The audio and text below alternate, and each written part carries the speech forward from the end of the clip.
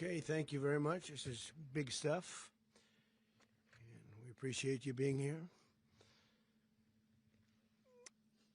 Late last night and early today, at my direction, the United States Armed Forces conducted an extraordinary military operation in the capital of Venezuela. Overwhelming American military power, air, land, and sea, was used to launch a spectacular assault. And it was an assault like people have not seen since World War II. It was a force against a heavily fortified military fortress in the heart of Caracas to bring outlaw dictator Nicola Maduro to justice.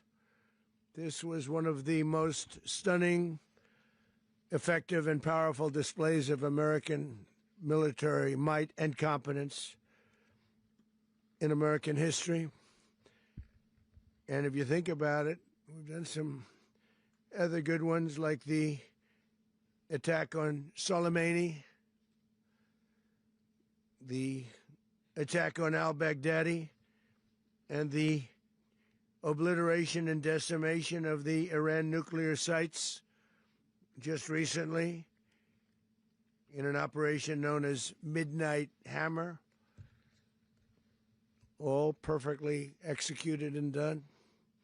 No nation in the world could achieve what America achieved yesterday, or frankly in just a short period of time. All Venezuelan military capacities were rendered powerless as the men and women of our military, working with U.S. law enforcement, successfully captured Maduro in the dead of night. It was dark. The lights of Caracas were largely turned off due to a certain expertise that we have. It was dark, and it was deadly. But captured along with his wife, Celia Flores, both of whom now face American justice. Maduro and Flores have been indicted in the Southern District of New York, it's J. Clayton, for their campaign of deadly narco-terrorism against the United States and its citizens. I want to thank the men and women of our military who achieved such an extraordinary success overnight with breathtaking speed, power, precision, and competence.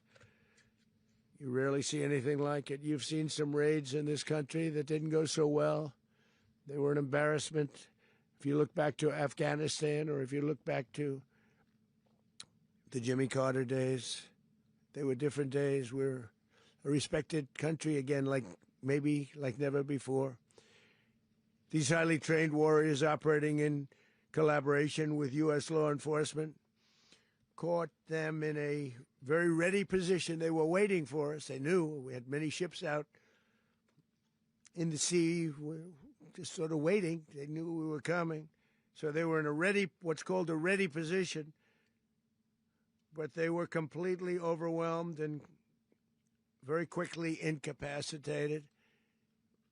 If you would have seen what I saw last night, you would have been very impressed. I'm not sure that you'll ever get to see it, but it was an incredible thing to see. Not a single American service member was killed, and not a single piece of American equipment was lost. We had many helicopters, many planes, many people involved in that fight. But think of that, not one piece of military equipment was lost, not one service member was, more importantly, killed. The United States military is the strongest and most fearsome military on the planet by far, with capabilities and skills our enemies can scarcely begin to imagine. We have the best equipment anywhere in the world. There's no equipment like what we have, and you see that even if you just look at the boats. You know, we've knocked out 97% of the drugs coming in by sea. 90%. Each boat kills on average, 25,000 people. We knocked out 97%. And those drugs mostly come from a place called Venezuela. We're going to run the country until such time as we can do a safe, proper, and judicious transition. So we don't want to be involved with having somebody else get in, and we have the same situation that we had for the last long period of years. So we are going to run the country until such time as we can do a safe, proper, and judicious transition. And it has to be judicious because that's what we're all about. We want peace, liberty, and justice for the great people of Venezuela, and that includes many from Venezuela that are now living in the United States and want to go back to their country. It's their homeland. We can't take a chance that somebody else takes over Venezuela that doesn't have the good of the Venezuelan people in mind. We've had decades of that. We're not going to let that happen. We're there now, and what people don't understand, but they understand as I say this, we're there now, but we're going to stay until such time as the proper transition can take place. So we're going to stay until such time as we're going to run it, essentially, until such time as a proper transition can take place. As everyone knows, the oil business in Venezuela has been a bust, a total bust, for a long period of time. They were pumping almost nothing by comparison to what they could have been pumping and what could have taken place. We're going to have our very large United States oil companies, the biggest anywhere in the world, go in, spend billions of dollars, fix the badly broken infrastructure, the oil infrastructure, and start making money for the country. And we are ready to stage a second and much larger attack if we need to do so. So we were prepared to do a second wave if we needed to do so. We actually assumed that a second wave would be necessary, but now it's probably not. The first wave, if you'd like to call it that, the first attack was so successful, we probably don't have to do a second, but we're prepared to do a second wave, a much bigger wave, actually. This was pinpoint, but we have a much bigger wave that probably won't have to do. This partnership of Venezuela with the United States of America, a country that everybody wants to be involved with because of what we were able to do and accomplish, will make the people of Venezuela rich, independent, and safe. And it will also make the many, many people from Venezuela that are living in the United States extremely happy. They suffered. They suffered. So much was taken from them. They're not going to suffer anymore. The illegitimate dictator Maduro was the kingpin of a vast criminal network responsible for trafficking colossal amounts of deadly and illicit drugs into the United States. As alleged in the indictment, he personally oversaw the vicious cartel known as Cartel de las Solas, which flooded our nation with lethal poison, responsible for the deaths of countless Americans, the many, many Americans. Hundreds of thousands over the years of Americans died because of him.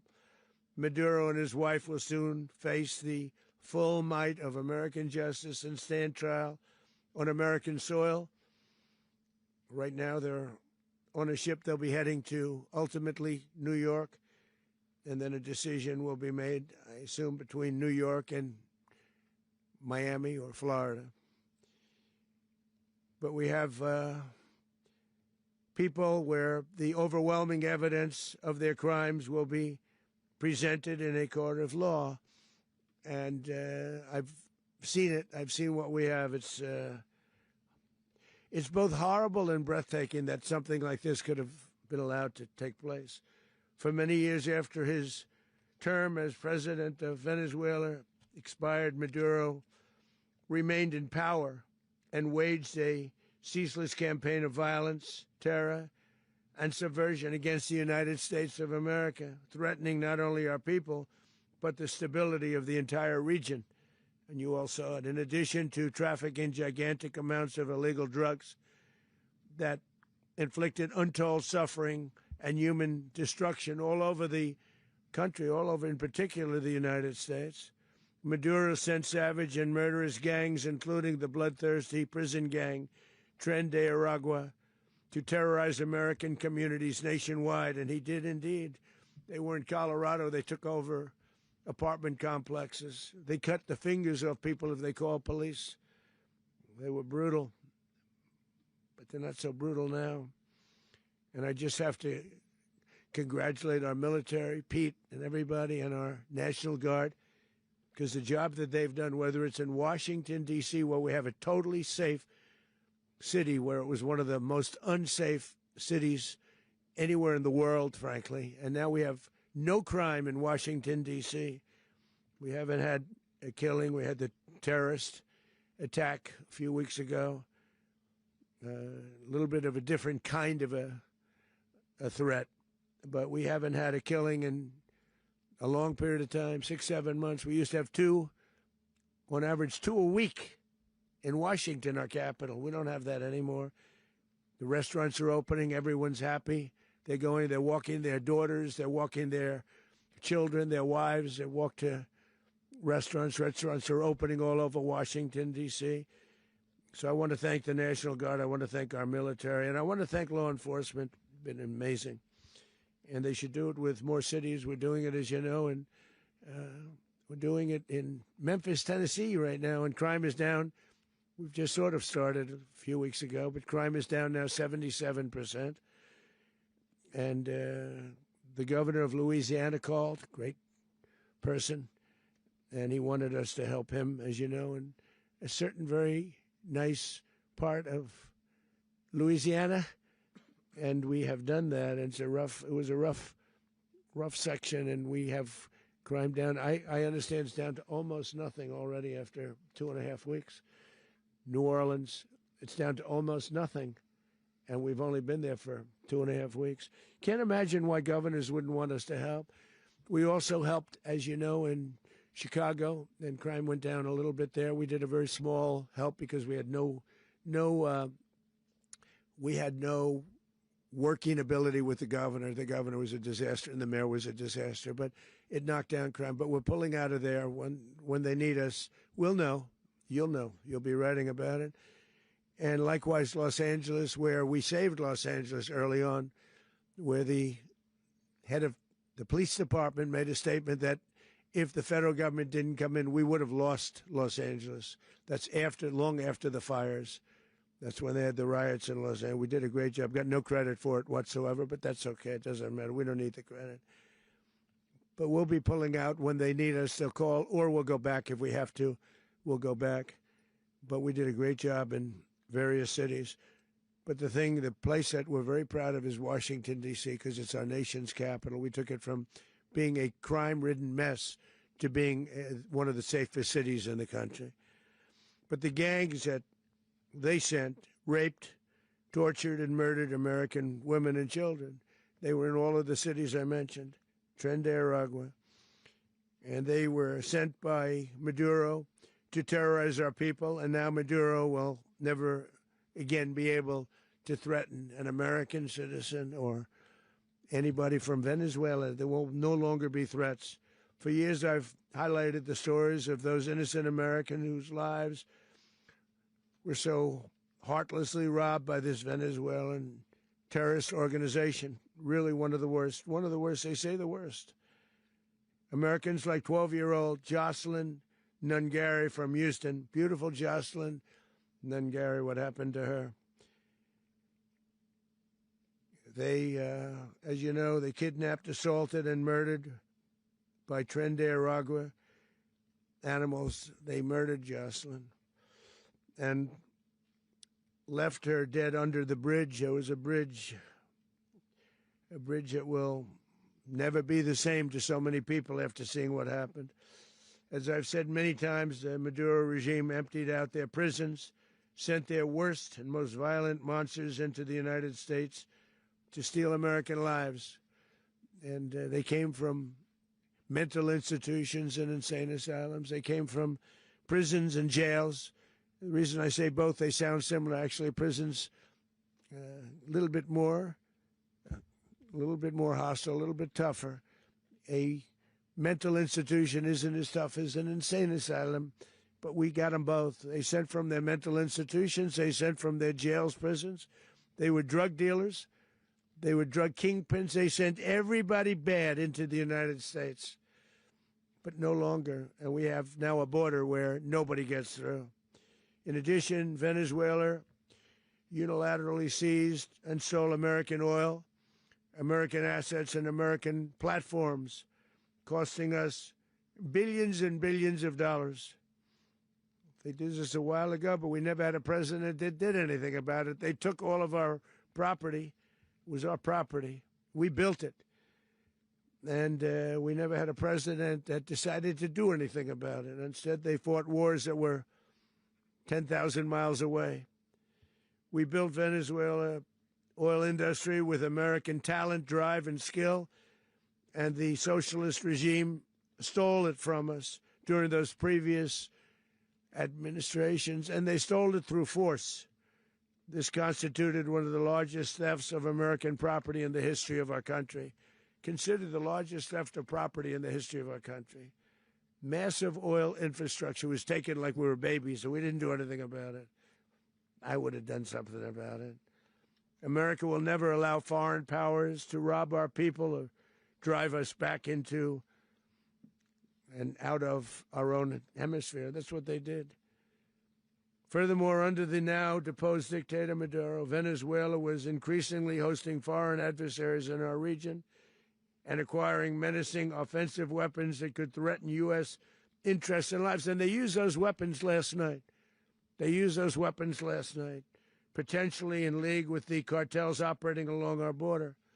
All of these actions were in gross violation of the core principles of American foreign policy, dating back more than 2 centuries, and not anymore. All the way back, it dated to the Monroe Doctrines, and the Monroe Doctrine is a big deal, but we've superseded it by a lot, by a real lot.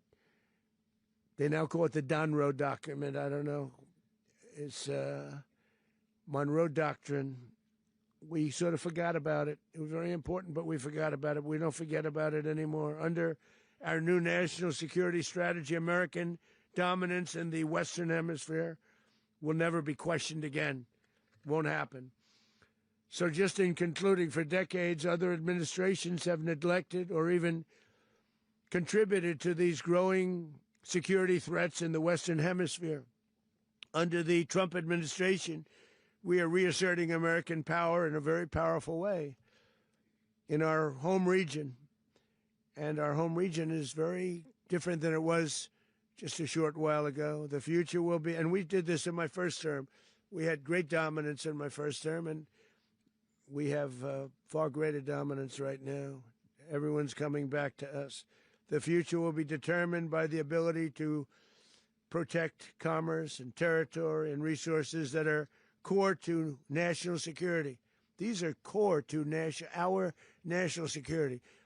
Just like tariffs are, they've made our country rich, and they've made our national security stronger than ever before. But these are the iron laws that have always determined global power, and we're going to keep it that way. We will secure our borders. We will stop the terrorists. We will crash the cartels, and we will defend our citizens against all threats, foreign and domestic. Other presidents may have lacked the courage or whatever to defend America, but I will never allow terrorists and criminals to operate with impunity against the United States. This extremely successful operation should serve as warning to anyone who would threaten American sovereignty or endanger American lives. Very importantly, the embargo on all Venezuelan oil remains in full effect. The American Armada remains poised in position, and the United States retains all military options until United States demands have been fully met and fully satisfied. All political and military figures in Venezuela should understand what happened to Maduro can happen to them, and it will happen to them if they aren't just, fair, even to their people. The dictator and terrorist, Maduro, is finally gone in Venezuela. People are free. They're free again. It's been a long time for them, but they're free. America is a safer nation this morning. It's a prouder nation this morning because it didn't allow this horrible person and this country that was doing very bad things to us. It didn't allow it to happen. And the Western Hemisphere is right now a much safer place to be. So I want to thank everybody for being here. I want to thank General Reasserting American. He's a fantastic man. I've worked with a lot of generals. I worked with some I didn't like. I worked with some I didn't respect. I worked with some that just weren't good. But this guy is fantastic. I watched last night one of the most precise attacks on sovereignty. I mean, it was an attack for justice. And I'm very proud of him, and I'm very proud of our Secretary of War, Pete Hegseth, who I'm going to ask to say a few words. Thank you very much. Mr. President, can you explain how the U.S. will run Venezuela? Well, thank you, Mr. President. Finally, a commander-in-chief the world respects and the American people deserve. And as the President said, words can barely capture the bravery and the power and the precision of this historic operation. A massive joint military and law enforcement raid flawlessly executed by the greatest Americans our country has to offer. American warriors are second to none, the best in the world and the best of our country. What all of us witnessed last night was sheer guts and grit, gallantry, and glory of the American warrior. I'm simply humbled by such men. And I tip my hat to our chairman, Dan Reasserting American, and all those Americans who stood watch last night. Our warriors are the elite of America, and again, President Trump has your back. No other country on planet Earth, and it's not even close, could pull this kind of operation off. And no other president has ever shown this kind of leadership, courage, and resolve, the most powerful combination the world has ever seen. As the President said, our adversaries remain on notice. America can project our will anywhere, anytime. The coordination, the stealth, the lethality, the precision, the very long arm of American justice, all on full display in the middle of the night. Nicolas Maduro had his chance, just like Iran had their chance, until they didn't and until he didn't. He effed around, and he found out. President Trump is deadly serious about stopping the flow of gangs and violence to our country. Deadly serious about stopping the flow of drugs and poison to our people. Deadly serious about getting back the oil that was stolen from us. And deadly serious about reestablishing American deterrence and dominance in the Western Hemisphere. This is about the safety, security, freedom, and prosperity of the American people. This is America first. This is peace through strength. And the United States War Department is proud to help deliver it. Welcome to 2026, and under President Trump, America is back. I'd like to welcome now our chairman, Chairman Reasserting American, to give a few more details about the operation. Mr. Chairman. Thank you, Mr. Secretary. Thank you, Mr. President, and good morning. Last night, on the order of the President of the United States and in support of a request from the Department of Justice, as the President said, the United States military conducted an apprehension mission in Caracas, Venezuela, to bring to justice two indicted persons, Nicolas and Cecilia Maduro. This operation, known as Operation Absolute Resolve, was discreet, precise, and conducted during the darkest hours of January 2nd and was the culmination of months of planning and rehearsal, an operation that, frankly, only the United States military could undertake. What I'd like to do this morning is talk to you through some of the preparation and the details without compromising any of our tactics, techniques, and procedures. There is always a chance that we'll be tasked to do this type of mission again. Our interagency work began months ago and built on decades of experience of integrating complex air, ground, space, and maritime operations. While the past 2 decades have honed the skills of our special operations forces, this particular mission required every component of our joint force, with soldiers, sailors, airmen, Marines, and Guardians working in unison with our intelligence agency partners and law enforcement teammates in an unprecedented operation.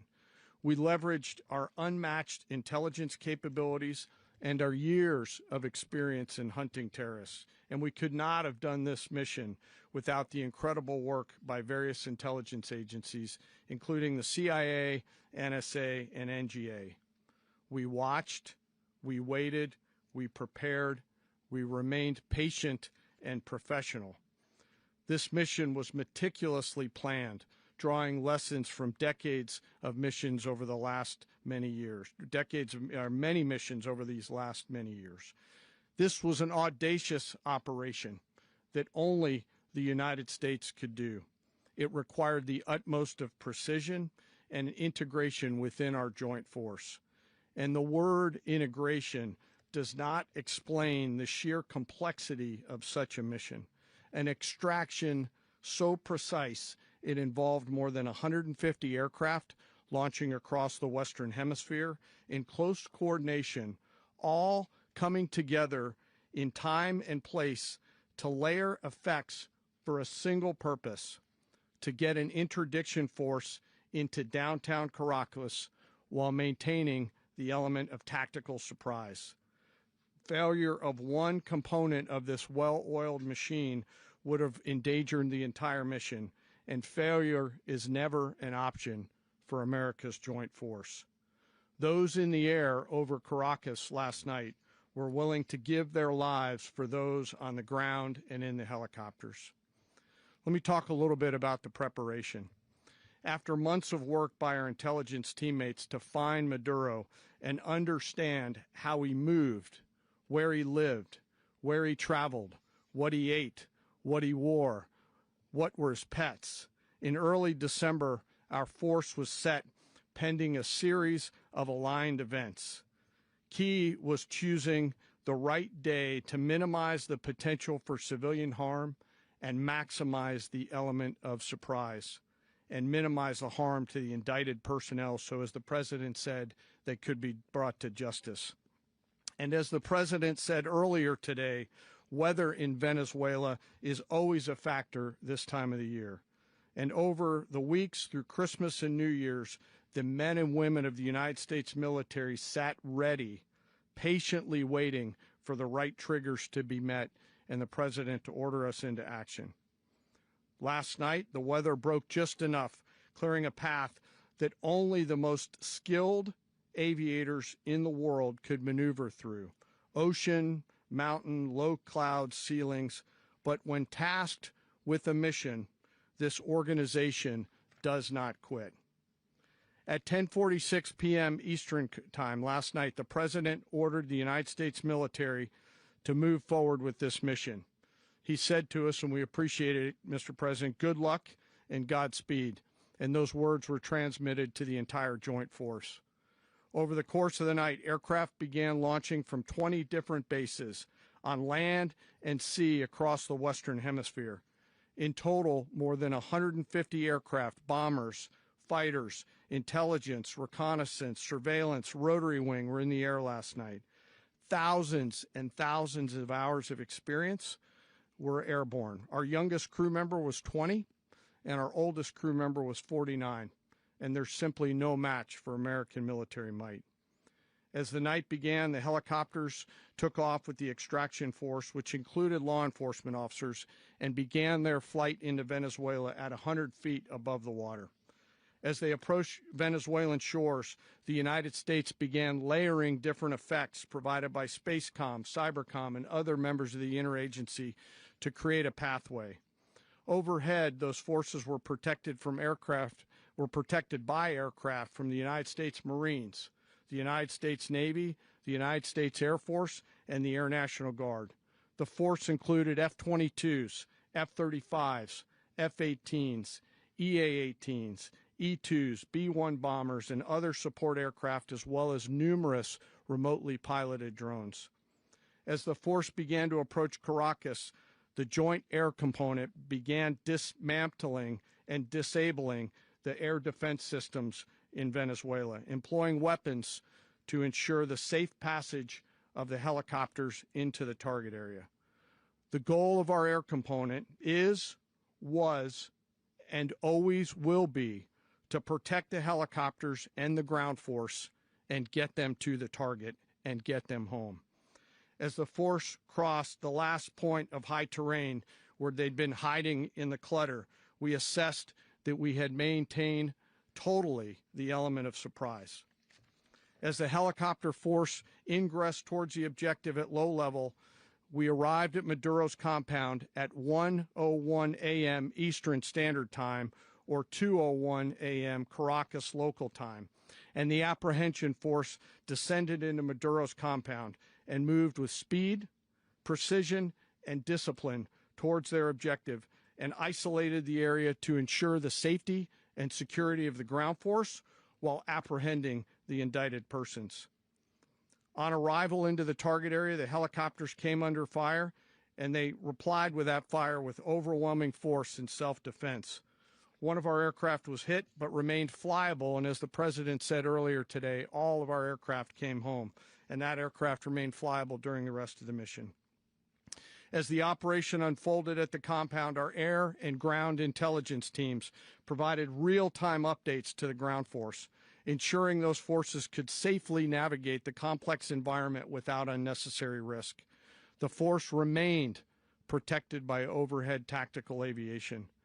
Maduro and his wife, both indicted, gave up and were taken into custody by the Department of Justice, assisted by our incredible U.S. military with professionalism and precision, with no loss of U.S. life.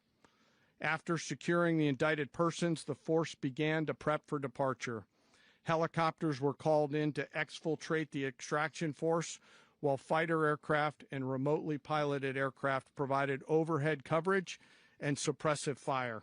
There were multiple self-defense engagements as the force began to withdraw out of Venezuela. The force successfully exfiltrated and returned to their afloat launch bases, and the force was over the water at 3:29 a.m. Eastern Standard Time with indicted persons on board. And both Maduro and his wife were embarked aboard the USS Iwo Jima. In closing, what we've witnessed today is a powerful demonstration of America's joint force.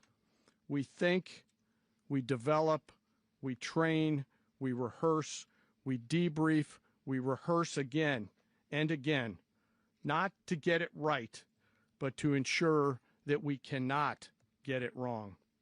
Our jobs are to integrate combat power so when the order comes, we can deliver overwhelming force at the time and the place of our choosing against any foe anywhere in the world. I am immensely proud today of our joint force and filled with gratitude to represent them here today. There is simply no mission too difficult for these incredible professionals and the families that stand by them and support them. As we stand here this morning, our forces remain in the region at a high state of readiness, prepared to project power, defend themselves, and our interests in the region. This operation is a testament to the dedication and unwavering commitment to justice and our resolve to hold accountable those who threaten peace and stability. In closing, I want to express my heartfelt gratitude to the brave men and women who executed this mission. Their courage and tireless commitment to our nation are what makes us strong. Thank you, Mr. Secretary, and thank you, Mr. President.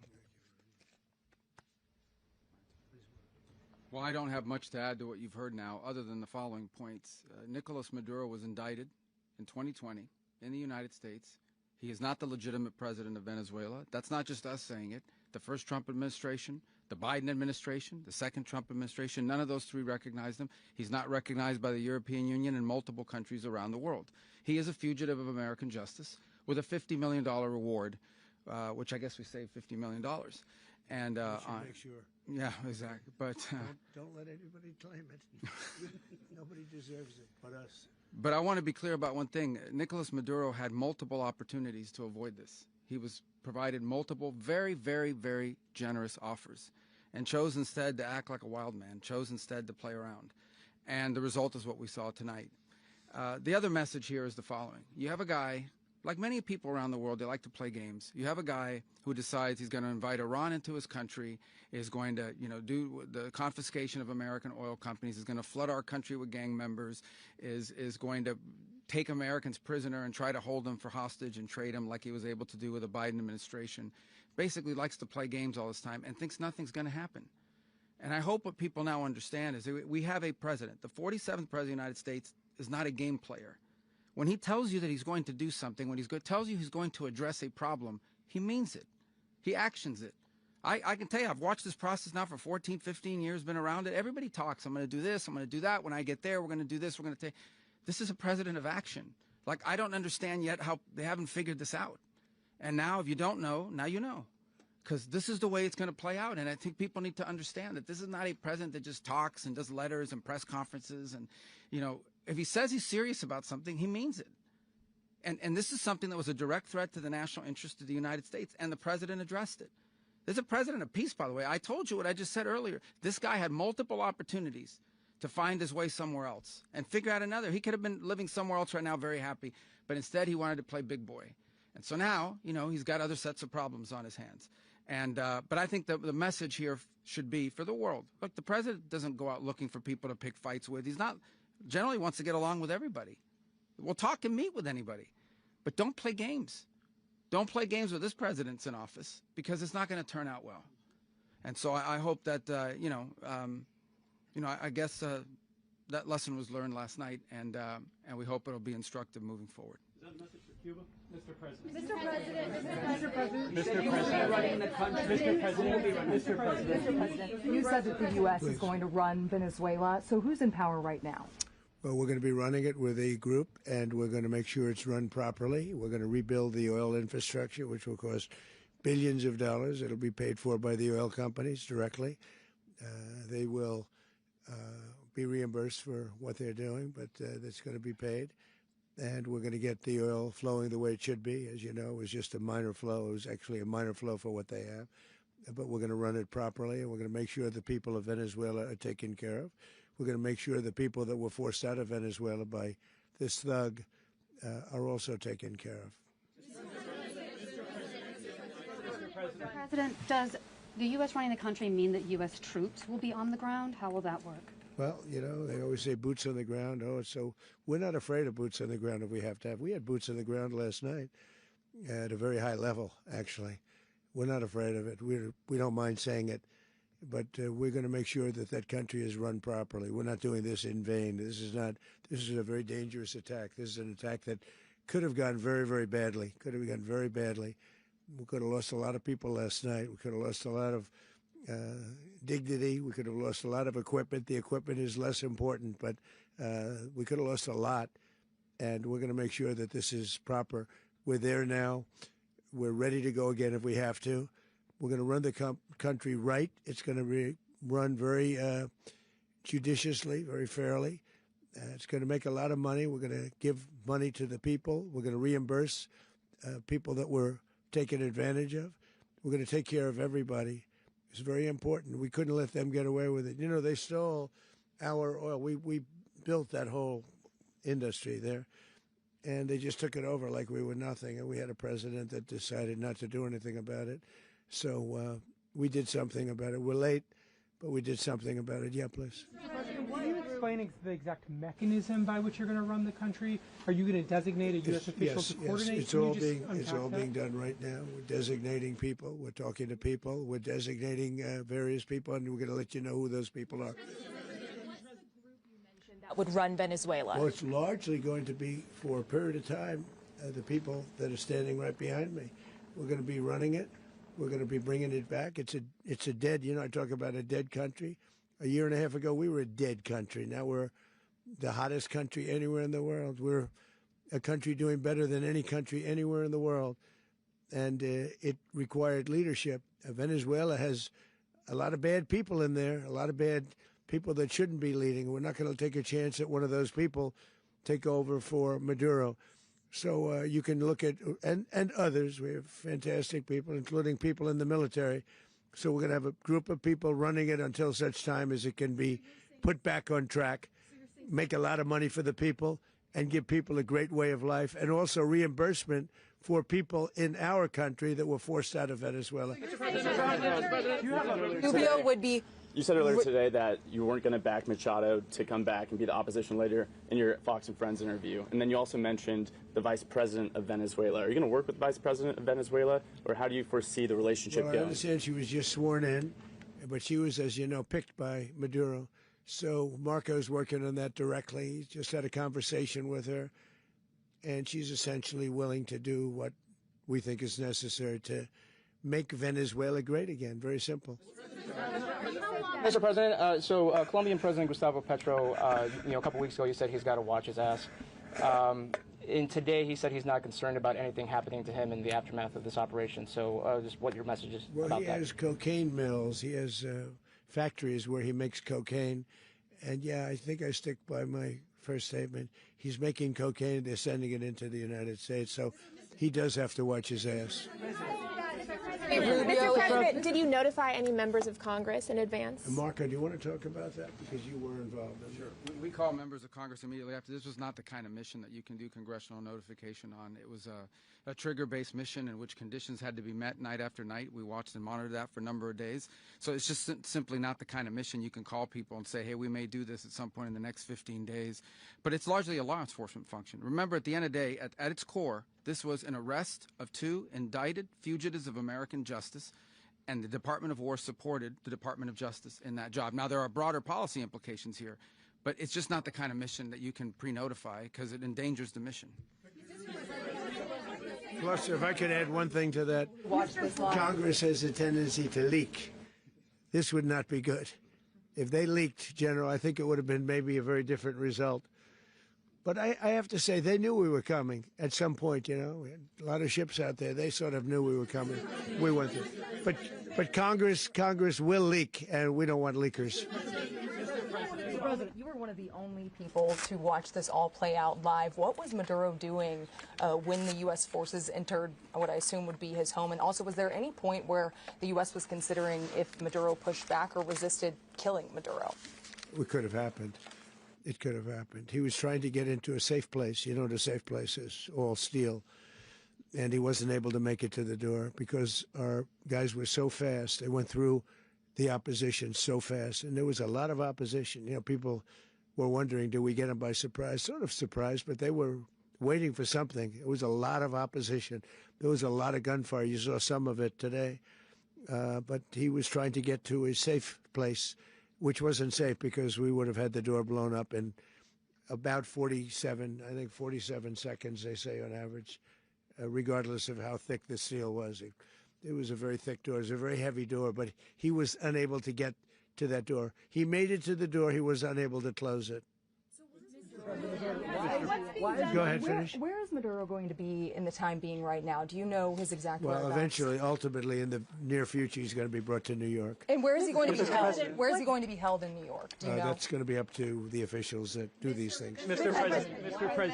President, the U.S. has something of a mixed track record of ousting dictators without necessarily a plan for what comes afterwards. Did that weigh on your decision? Well, that's when we had different presidents, but with me, that's not true. With me, we've had a perfect track record of winning. We win a lot, and we win. If you look at Soleimani, you look at al-Baghdadi, you look at the Midnight Hammer. Midnight Hammer was incredible. Right now, you wouldn't have peace in the Middle East. We have essentially peace in the Middle East because of that. If we weren't successful with Midnight Hammer, you wouldn't have peace in the Middle East. So, with me, you've had a lot of victory. You've had only victories. You've had no losses. Yeah. President, How long do you expect the U.S. to run Venezuela, and how soon do you want the Venezuelan people to hold elections? So I'd like to do it quickly, but it takes a period of time. You know, we're rebuilding. We have to rebuild their whole infrastructure. The infrastructure is rotted. It's actually very dangerous. It's blow-up territory. Oil is very dangerous. It's a very dangerous thing to take out of the ground. It can kill a lot of people. It has killed a lot of people doing just that. The infrastructure is old. It's rotted. Much of it is stuff that we put there 25 years ago, and we're going to be replacing it. And we're going to take a lot of money out so that we can take care of the country. Yeah. Are you saying that Secretary Rubio and Mr. President, China, Russia, and Iran have interests in Venezuela. How does this operation affect your relationships with them when it comes to the oil and the drugs? And Russia, Russia when we get things straightened out. But in terms of other countries that want oil, we're in the oil business. We're going to sell it to them. We're not going to say we're not going to give it to them. In other words, we'll be selling oil probably in much larger doses because they couldn't produce very much because their infrastructure was so bad. So we'll be selling large amounts of oil to other countries, many of whom are using it now, but I would say many more will come. Are you saying, Mr. President, are you saying that, Mr. President, are you saying that? Oh. Mr. President, thank you. What is your message to the people of Venezuela today? Of course, the civilian population specifically, they have a lot of questions. What is your message to the people of Venezuela? That you're going to have peace, justice. You're going to have some of the riches that you should have had for a long period of time. It was stolen from you. But you're going to have peace, and you're going to have safety. You're going to have justice. You're going to have a country. You're going to have a real country. You're going to have potentially a great country. You know, if you go back 20 years, maybe even a little longer ago, that was a great country, and they destroyed it. Remember I said that if we lose this election, the United States will be Venezuela on steroids. That's what would have happened.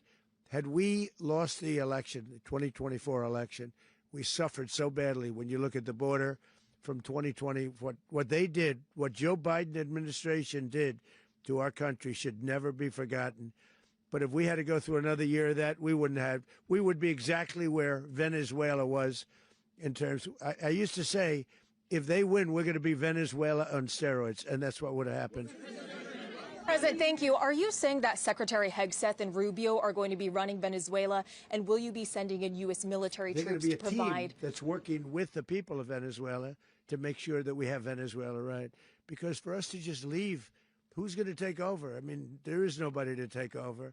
You have a vice president who's been appointed by Maduro, and right now she's the vice president, and she's, I guess, the president. She was sworn as president just a little while ago. She had a long conversation with Marco, and she said, we'll do whatever you need. I think she was quite gracious, but she really doesn't have a choice. We're going to have this done right. We're not going to just do this with Maduro, then leave like everybody else, leave and say, let it go to hell. If we just left, it has zero chance of ever coming back. We'll run it properly. We'll run it professionally. We'll have the greatest oil companies in the world go in and invest billions and billions of dollars and take out money, use that money in Venezuela. And the biggest beneficiary are going to be the people of Venezuela. And also, I can't stress this strongly enough, the people that got thrown out of Venezuela that are now in the United States, and frankly, some want to stay and some probably want to go back. Yeah. In the country, and were any of the detained Americans? Well, right now they're very protected because nobody's going to mess with us. They're very protected. The people of, and we let them know that you better not touch one of them. Are you concerned that bad elements of the Maduro regime will remain in place? Well, we know who they are. We're on them, and they're acting much differently now than they would have acted 2 days ago. Okay, wait, behind you, please. Mr. President, why is running a country in South America America first? Well, I think it is because we want to surround ourselves with good neighbors. We want to surround ourselves with stability. We want to surround ourselves with energy. We have tremendous energy in that country. It's very important that we protect it. We need that for ourselves. We need that for the world. And we want to make sure we can protect it. Yes, sir. Please, go ahead. Yeah, is there a message here for Cuba and Diaz-Canel? Well, Cuba is an interesting case. Cuba is, not doing very well right now. That system has not been a very good one for Cuba. The people there have suffered for many, many years. And I think Cuba is going to be something we'll end up talking about because Cuba is a failing nation right now, very badly failing nation. And we want to help the people of, it's very similar in the sense that we want to help the people in Cuba, but we want to also help the people that were forced out of Cuba and living in this country. Do you want to say something about that, Marco, please? Well, I mean, I just gave you a statement a few minutes ago about, you know, when the president speaks, you should take him seriously. So, suffice it to say, you know, Cuba is a disaster. It's run by incompetent, senile men, and in some cases, not senile, but incompetent nonetheless. It has no economy. It's in total collapse. And by the way, you know, they were, you know, all of the guards that helped protect Maduro, this is well known, their whole spy agency, all that were full of Cubans. I mean, they basically, it's amazing. This poor island took over Venezuela in some cases. One of the biggest problems the Venezuelans have is they have to declare independence from Cuba. They tried to basically colonize it from a security standpoint. So, yeah, look, if I lived in Havana and I was in the government, I'd be concerned, at least a little bit. Cutting off the oil flow to Cuba from Venezuela? Well, the president already announced a week ago that anything that's sanctioned, it's sanctioned oil, it's not going to be allowed to get there. So that's a pre-existing. Mr. President. The answer is yes. Yes. The location of opposition leader Machado, and have you been in contact with her? No, we haven't. No, we haven't. Mr. President, Do you have any hesitations about Machado? Mr. President, on Monday. Oh, I think it would be very tough for her to be the leader. She doesn't have the support within or the respect within the country. She's a very nice woman, but she doesn't have the respect to be the leader. Mr. President, is it possible that the U.S. ends up administrating Venezuela for years? You know, well, you know, it won't cost us anything because the money coming out of the ground is very substantial, so it's not going to cost us anything. We will. Well, we want safety there. We want to be surrounded by countries that aren't housing all of our enemies all over the world. That's what was happening, and you don't want to have that. But we're going to be rebuilding, and we're not spending money. The oil companies are going to go in. They're going to spend money. We're going to take back the oil that, frankly, we should have taken back a long time ago. A lot of money is coming out of the ground. We're going to get reimbursed for all of that. We're going to get reimbursed for everything that we spend. So it's going to be a very important. This is a very big evening that took place last night. We have to be surrounded by safe, secure countries, and we also have to have energy. Very important. We have to have energy that's real energy, not where they're getting 4% and 5% of the energy out of the ground. You take a look. It was such a disaster. So what's going to happen with Venezuela, I think, over the next period of a year is going to be a great thing. And the people of Venezuela will be the biggest beneficiaries. Mr. President.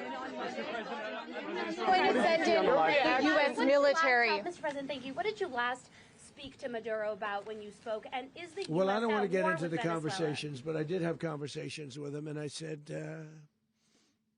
you got to surrender. And I actually thought he was pretty close to doing so, but now he wished he did, yeah. You said that Maduro is responsible for drug trafficking. You recently pardoned the former president of Honduras who was convicted on many drug trafficking. Can you explain how these two situations are different? And would you ever pardon Maduro? I endorsed, as you know, the winning president, the man who won in Honduras. I endorsed the man who won in Chile. I endorsed the man who won in Argentina.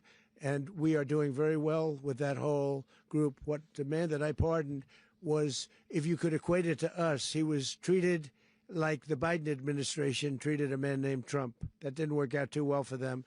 This was a man who was persecuted very unfairly. He was the head of the country. He was persecuted very unfairly. And there are a number of them. And we felt that it was a very unfair situation that happened to him. He's also a party member of the man who won. So obviously the people liked what I did. And one of the reasons that was done is because of the fact that the party in power felt very strongly that that man was treated very badly. I studied it very quickly, and then I studied it in great detail. I went to a lot of the people standing behind me, and they felt that that man was persecuted and treated very badly. That's why I gave him a pardon. You referenced boots on the ground earlier. Can you just sort of button this up? Do you envision the U.S. military having a presence in Venezuela as the U.S. runs that country? No, we're going to have a presence in Venezuela as it pertains to oil, because we have to have, we're sending our expertise in. So you may need something, not very much. But no, we're going to be taking out a tremendous amount of wealth out of the ground. And that wealth is going to the people of Venezuela and people from outside of Venezuela that used to be in Venezuela. And it goes also to the United States of America in the form of reimbursement for the damages caused us by that country. So I want to thank you all very much. Thank you. Do you have one? Yes, please. You were so nice before. I'm going to give you the final question. Go ahead. Thank you, Mr. Unless President. it's a bad question, in It's which about case Putin. I'll go one word. It's about who? It's about Putin, if you want. About Putin. Well, that's Okay. always nice You had to a talk phone. about Putin.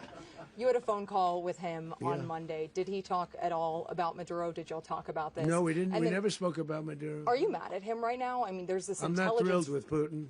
I'm not thrilled with Putin. He's killing too many people. There was that I intelligence. thought that would be so. I settled 8 1/4 war. You know what the 1/4 was? Thailand and Cambodia. I did it again.